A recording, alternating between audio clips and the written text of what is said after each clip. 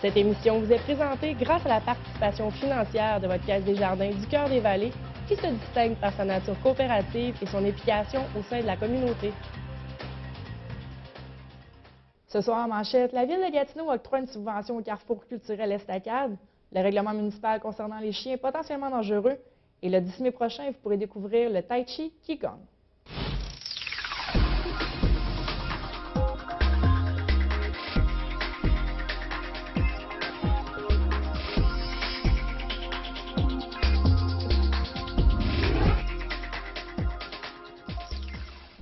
Bonsoir, mon nom est Josiane Hardy et bienvenue à cette édition d'InfoMac du mardi 29 avril 2014.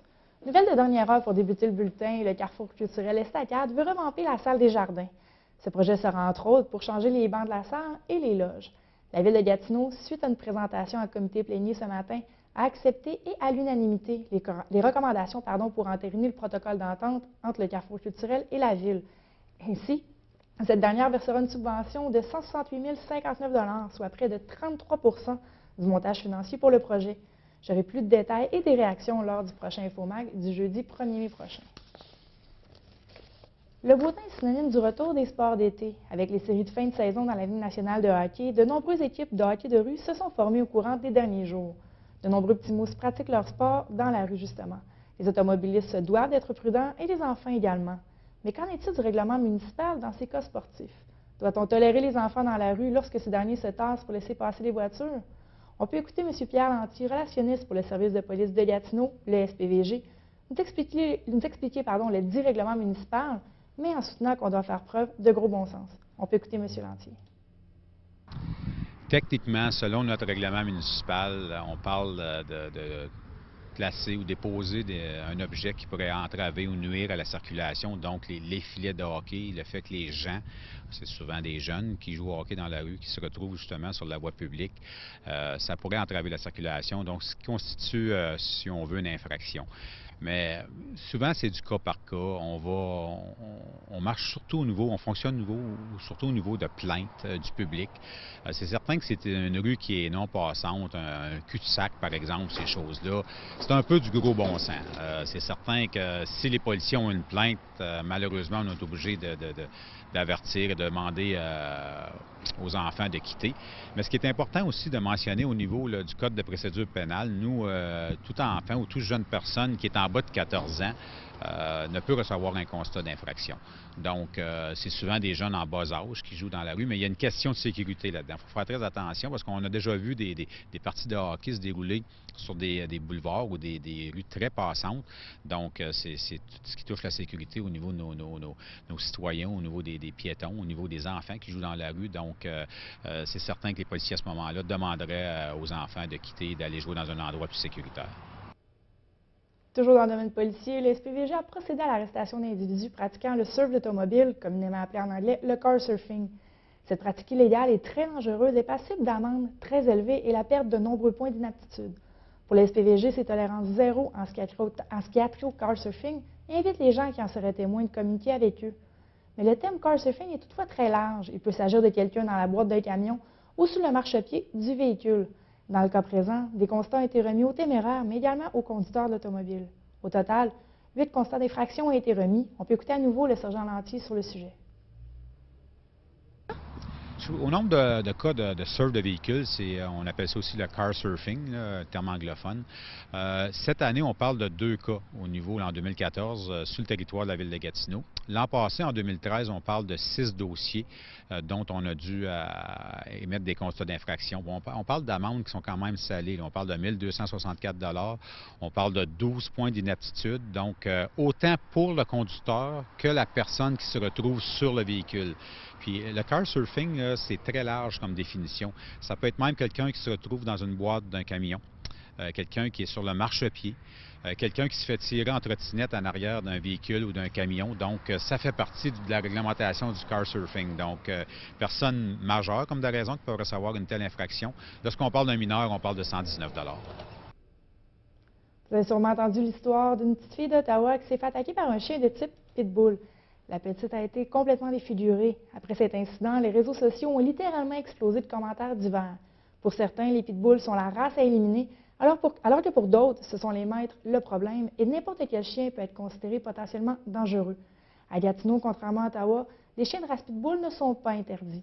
Mais la garde de cet animal ou ses dérivés, on pense au bull terrier, à l'American bull terrier et toutes les races croisées qui possèdent des caractéristiques physiques de la race pitbull, ne se fait pas sans encadrement. Un chien plus petit ayant déjà mordu ou démontré de l'agressivité se doit également de respecter le cadre établi par la Ville. Vous pouvez retrouver toutes les informations sur le site Internet de Gatineau au www.gatineau.ca avec le mot-clé chien potentiellement dangereux. Mais pour l'instant, on peut écouter le sergent relationniste, M. Jean-Paul Lemay, nous expliquer plus en détail le règlement municipal sur les chiens potentiellement dangereux.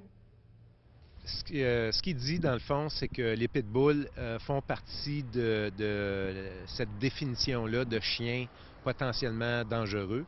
Et si on a un de ces chiens-là, un de prime abord, que ce soit un chien ou un chat, on doit avoir une licence.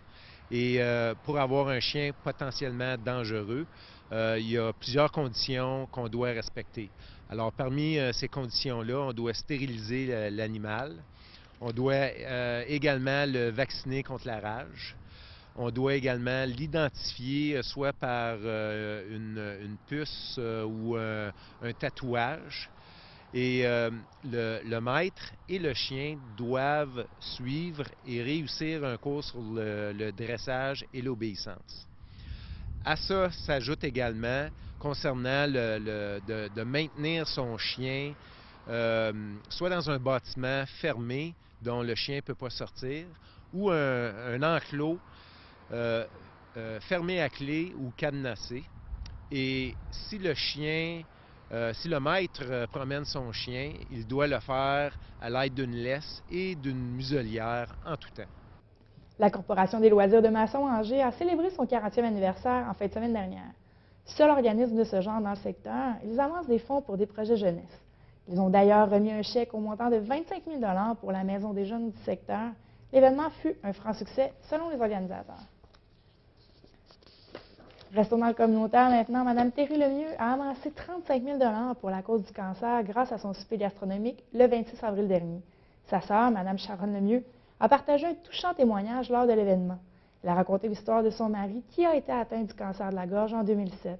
Mme Lemieux souffre elle-même de cancer des poumons depuis 2013.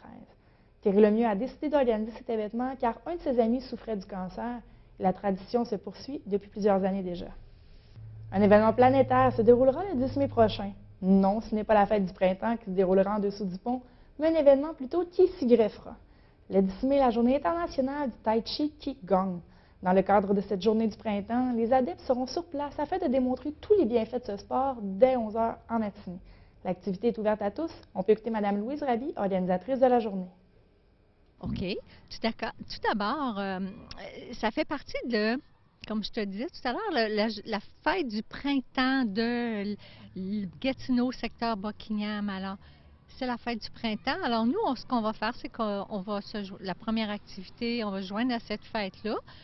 Et puis, la première heure, à 11 h le matin, le 10 mai, sous le pont ici, à Buckingham, on va faire des exercices de Qigong, une demi-heure d'exercice de Qigong, puis une demi-heure de la première série du Tai Chi. Alors, c'est ouvert à tous. Les enfants, les adultes de tous âges pour participer à cette activité-là, pour vraiment promouvoir le Tai Chi. À Buckingham aussi, c'est le fun que ça existe ici. Là, on est bien contents. Les bienfaits du Tai Chi Qigong sont nombreux et l'activité est surtout pour tous les âges. Les personnes âgées sont invitées à le tester le 10 mai prochain. Et un programme spécial sera mis en place pour eux durant la saison estivale. L'Association Solidarité pour la santé et le bien-être offre des cours les mercredis matins et les jeudis soirs. On peut écouter Mme Lise Legault, justement de l'Association Solidarité pour la santé et le bien-être, nous mentionner les bienfaits. Et justement, les aînés vont être invités à venir participer pour 3 ou 4 mois cet été. C'est gratuit et en général, c'est dehors. S'il pleut, bien là, on le fait à l'intérieur. Et puis, ça leur donne une idée de quoi que c'est d'être capable de faire le relâchement. C'est un exercice qui est extrêmement bon pour le mental et le physique. C'est pas demandant parce que c'est fait à des mouvements lentement et c'est l'individu qui fait l'exercice selon ses capacités. À force de apprendre à respirer et puis à faire le Qigong, c'est que l'individu devient de plus en plus capable de faire les exercices pleinement et vraiment d'en faire de bénéfices pour son corps. Alors, on invite et c'est pour tout âge, on invite toute la population à venir justement le 10 mai pour en savoir un peu. On a des dépliants qui vont leur dire quand est-ce qu'ils peuvent venir. L'organisme Trait d'Union offre des programmes pour les enfants qui ont le spectre de l'autisme et leur famille. Leur marche annuelle en est à sa 12e édition en fin de semaine dernière. Je me suis entretenue avec Mme Jocelyne Sylvestre, directrice générale. On peut écouter l'entrevue.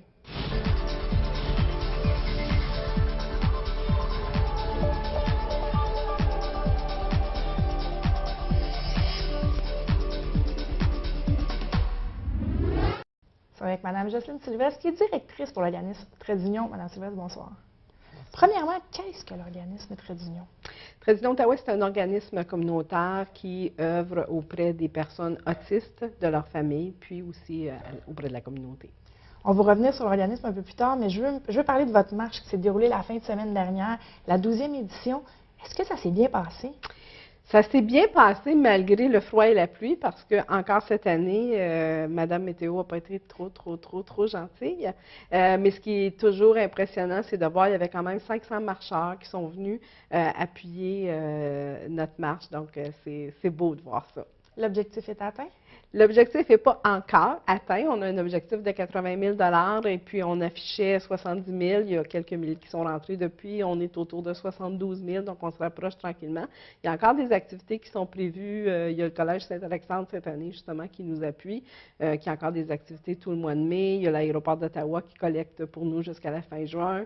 D'autres dons qui vont entrer. Donc on est confiants, mais on invite la population quand même à faire un don s'ils n'ont pas déjà contribué. Et justement, 80 000 c'est un objectif qui est quand même assez élevé. Est-ce que vous m'avez dit 500 marcheurs, la population embarque quand même? Oui, beaucoup. Cette année, on avait 37 équipes.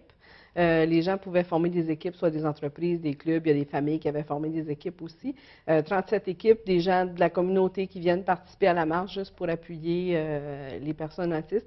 L'objectif de 80 000, en fait, c'est parce que c'est pour financer une partie de nos camps d'été pour enfants autistes de l'Outaouais. Puis je faisais remarquer justement à la marche que ce qui est intéressant, c'est que bon, c'est la 12e édition, puis d'année en année, les montants continuent de croître à chaque année. On est toujours impressionnés. Puis maintenant, c'est l'argent qui est amassé à la marche et des dons de Brookfield qui financent presque exclusivement les camps d'été. C'est un bel appui de la communauté. C'est un très bel appui. Je veux qu'on parle un peu justement de ces camps d'été-là. Les personnes qui sont autistes, c'est des camps différents. Là. On ne parle pas un camp régulier où on va jouer au basketball, on va jouer au soccer.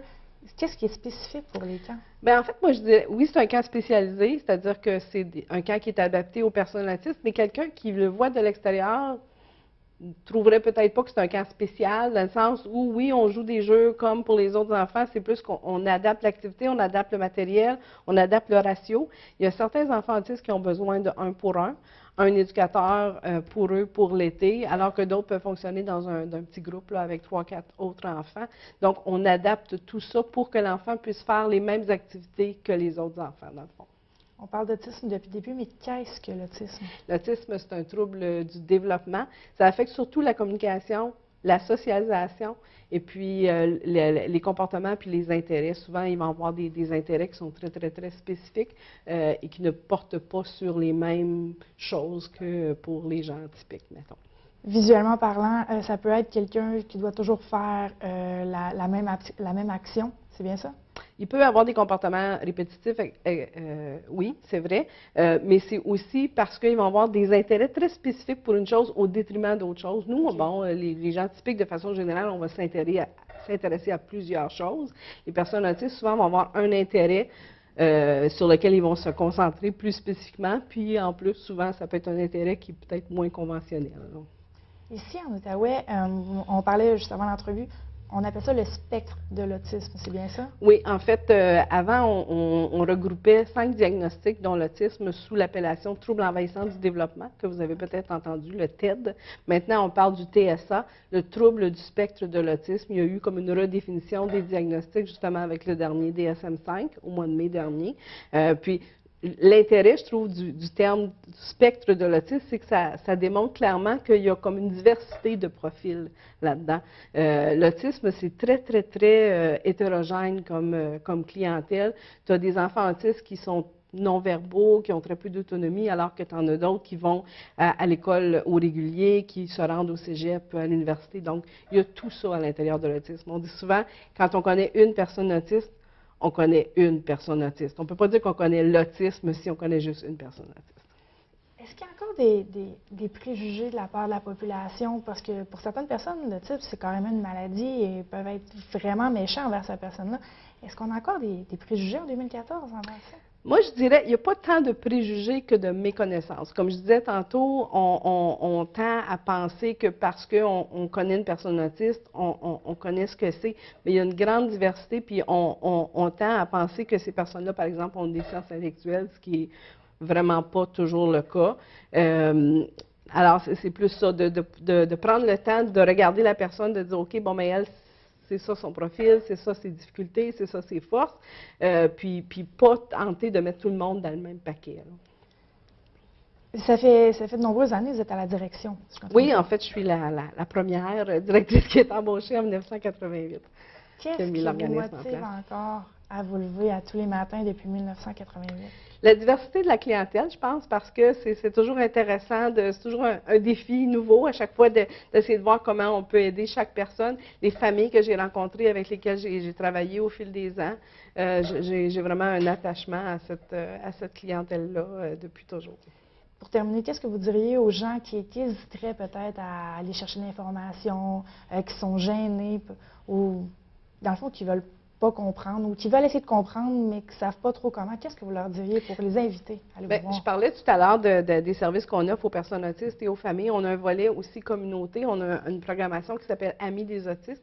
Tous des programmes de sensibilisation qui visent justement à aider les gens à mieux comprendre ce que sont ce qui est le trouble du spectre de l'autisme. Pour numéro de téléphone? 819-595-1290. Ou notre site Internet qu'on vient tout juste de refaire cette année, là, le www.tradeunionottawa.com, ou notre page Facebook aussi. Ça favorise vraiment beaucoup les échanges. C'est facile de poser des questions, tout ça. La beauté des réseaux sociaux. Oui. Excellent, Mme Cypress. Merci beaucoup. Ça fait plaisir.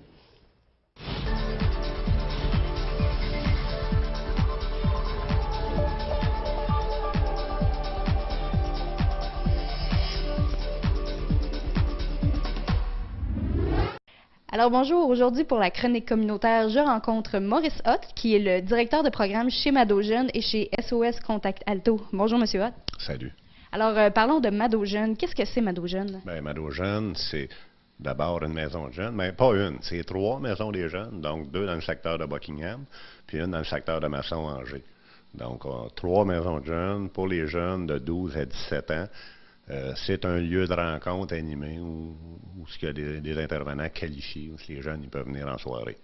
Puis également, vous avez un volet économie sociale où les jeunes sont impliqués. Oui, tout à fait. Ça avec le Bistrado, donc qui est situé au 375 de l'avenue de Buckingham. Donc, le Bistrado permet à des jeunes de travailler aussi. Donc, soit à l'intérieur du Bistrado au niveau là, de l'aide d'animation ou de la cantine, puis également avec le carrefour culturel Estacade là, qui est situé là, à Polyvalente là, de Buckingham. Là. Donc, c'est des jeunes qui travaillent là, pendant les heures de cinéma. Très intéressant. Puis, justement, il y a un gros projet qui s'en vient pour vous à Angers. Tout à fait. On l'appelle le complexe jeunesse qui va être situé finalement à l'ancien emplacement sur l'avenue du Progrès, dans le secteur Angers. Donc, c'est un complexe jeunesse, donc volet maison de jeunes, volet aussi avec un gym pour les jeunes. Donc, ça va être un gym qui va être accessible gratuitement en soirée pour les jeunes là, de 12 à 17 ans là, du secteur Angers. Ce projet-là devrait voir le jour là, au courant de l'année. On est au mois d'avril. On pense que si tout va bien, là, à l'automne prochain, là, on a des bonnes chances que ça soit ouvert. On vous le souhaite fortement. Puis, dites-moi en terminant, est-ce que vous avez une bonne fréquentation? Est-ce que les jeunes aiment venir dans les maisons de jeunes? Ben, on pense, nous, on a entre 5 et 6 000 présences par année. Donc, c'est 25 à 30 jeunes par soir, par point de service, bien souvent. C'est un peu ça notre moyenne. Donc, on sort nombreux jeunes de la rue. Donc, conséquemment, on améliore la qualité de vie de ces jeunes-là, la qualité de vie des quartiers, donc il y a moins de vandalisme, et ainsi de suite. Donc, c'est ce que ça a comme impact, finalement. On améliore la qualité de vie de tout le monde. C'est très bien. Puis comme vous l'avez mentionné, les jeunes sont suivis, peuvent consulter facilement des intervenants dans vos maisons. Tout à fait. S'il y a des jeunes qui vivent des difficultés, on a des intervenants qualifiés ici en soirée. Moi, je suis travailleur social le jour, souvent pour les familles, mais en soirée, on a des intervenants aussi qualifiés qui peuvent accompagner les jeunes qui vivent certaines difficultés. Puis ça, c'est important aussi là, pour pouvoir mieux aider nos jeunes. Puis, pour un jeune qui voudrait avoir de l'information sur vos services, comment on peut vous rejoindre? Bien, en soirée, on a 2 points de service ouverts dans le secteur est de Buckingham. Ils peuvent nous appeler au 281-2570 ou tout simplement se présenter ici. Puis, ça ne coûte rien. Hein? N'importe qui peut devenir membre là, de Mado Jeune. Bien, je vous remercie beaucoup, M. Hott. Ça fait plaisir. Alors voilà, c'était Émilie Charon-Pilote en compagnie de Maurice Hott pour la chronique communautaire.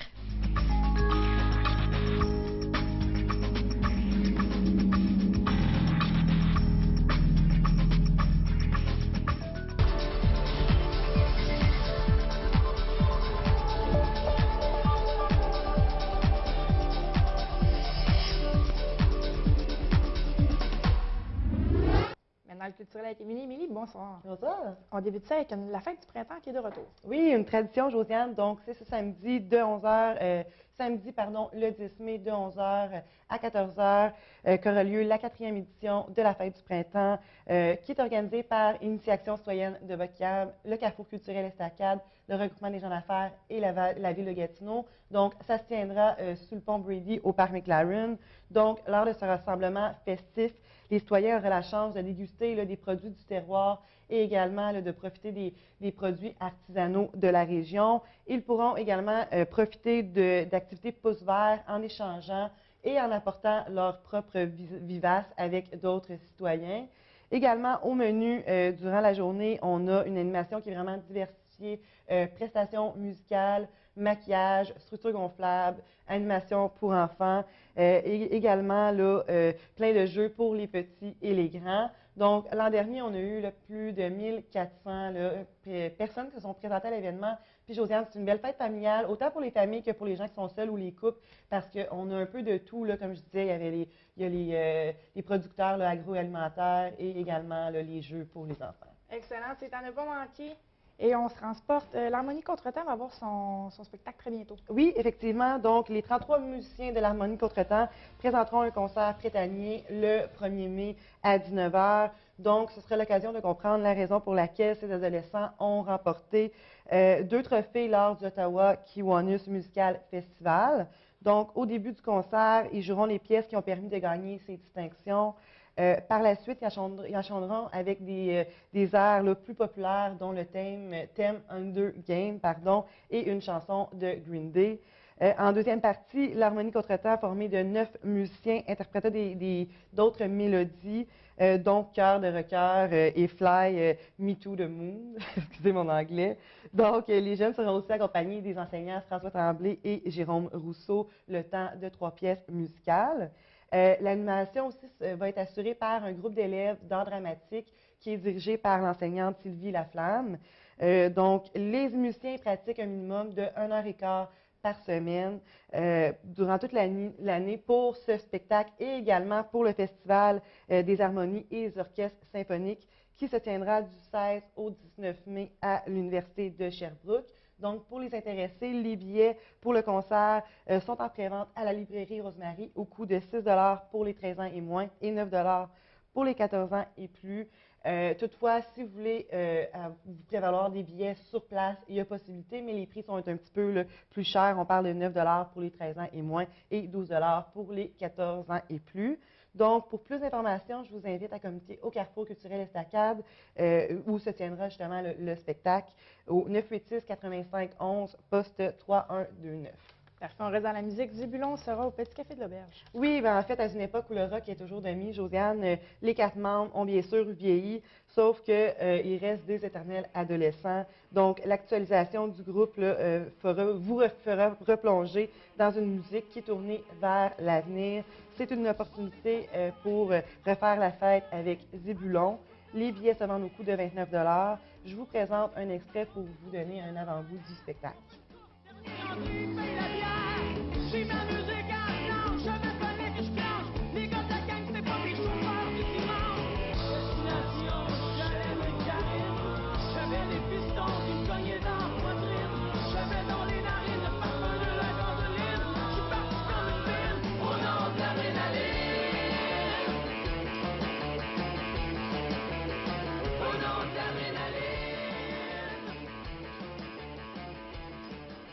Parfait, Émilie. On continue encore du Café de l'Auberge. Lubic et les Déglingués.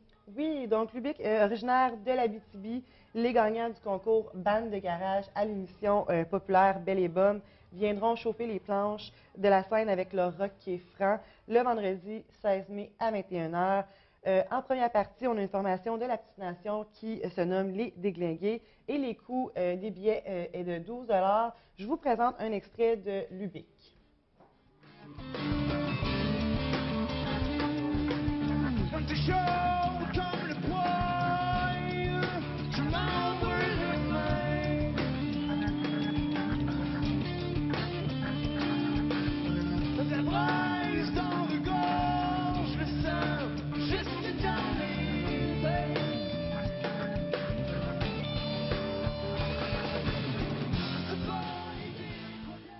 Parfait, Émilie. On s'en va en danse percussive, mais juste avant, tu as le site Internet. Oui, pour plus d'informations, pour les gens intéressés, www.aubergepetitnation.org. Excellent. Donc, en danse maintenant. Oui, très intéressant et très original, Josiane. Donc, la troupe Bazouk présente le 7 mai prochain à l'école secondaire Mont-Bleu sa toute nouvelle création scénique de Gumboot, ayant pour thème l'hythme à l'enfance. Donc, lors de cette soirée qui se déroulera à compter de 18 h, les petits et les grands seront invités à partager les délices de l'innocence et de l'enfance en se laissant charmer par les divertissements proposés, tels que le cocktail Le Bienvenu entre 18 h et 19 h, où des bouchées amusantes seront servies et présentées là, de manière éducative. Et dès 19 h, il y a la musique et les rythmes qui prendront d'assaut la scène avec plusieurs disciplines artistiques qui sont différentes.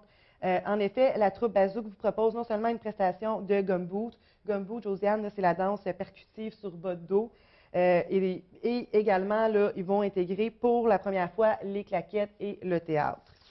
Donc, toujours dans l'optique de redonner à la communauté, la troupe Bazouk a cette fois choisi d'offrir les bénéfices de la soirée au Centre Pédiatrie sociale de Gatineau, qui en symbiose avec la thématique, là, œuvre pour le bien-être des enfants de la communauté. Excellent. On va juste aller avec le site Internet pour les informations. Oui, www.troupebazouk.blogspot.ca. On parle de 20 $ pour les adultes et 10 $ pour les étudiants. Parfait, je vous remercie.